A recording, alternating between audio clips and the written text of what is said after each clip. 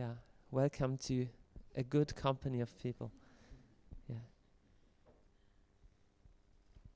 it's crazy. Teresa of Avila and John of the Cross, whom I've told you about, both were persecuted and put in jail by their own religious order.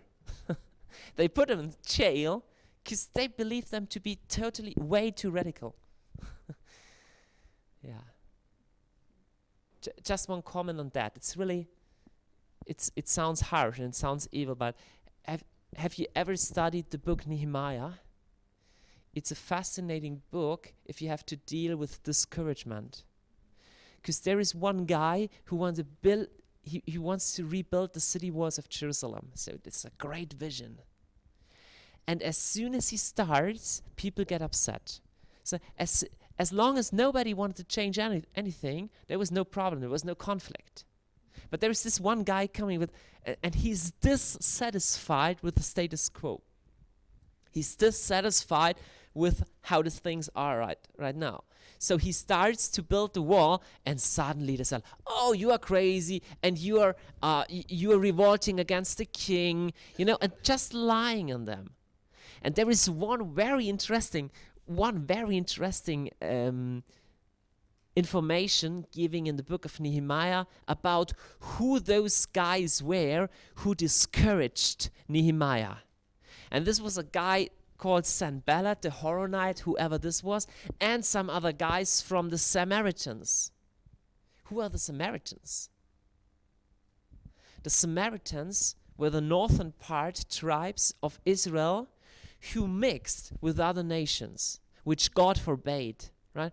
God said, don't mix with other nations, keep your nation pure and holy for God only. And the northern tribes, so part of the northern tribes, the Samaritans, they mixed with other nations, and they left worship of God in Jerusalem and built their own temple up in the north. So they were themselves compromised. And those very same people had major problem with those new radicals.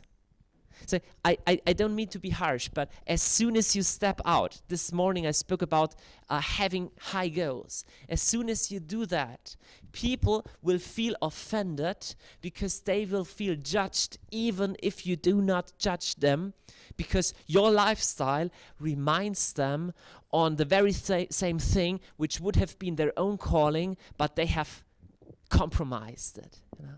It's just plainly a fact. You don't even have to blame them for anything or accuse them. They will feel accused. They will feel accused, and they will tell you. They will call you a Pharisee. They will call you, I don't know, a prideful person. You think you're better than us? No, I'm not. But it's interesting that you feel judged. Well, I'm just calling forth a judgment which is already in your heart. Right? But just get used to it. Get used to it. People will be mad at you and feel like you would judge them just by the fact that you are trying to live a radical lifestyle. They will say, are you saying that you are more holy than I because you're praying more? So, I'm not saying anything about you. I'm just praying. Yeah, but the way you're living shows that you think that we are not doing the right things. I'm not even interested in making a comment on your lifestyle. It's enough that you are living in another way. Yeah, who's seen that before? Something like that. Okay, just get used to it somehow. Questions, comments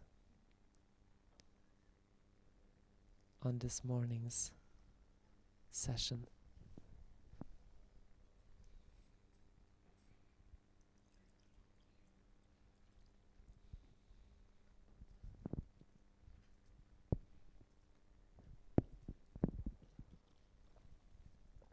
Okay, then I ask you to just take 1 or 2 minutes and a piece of paper and just write down questions that you have on this topic of spiritual disciplines, being fasting, prayer, meditation of the word, giving, silence.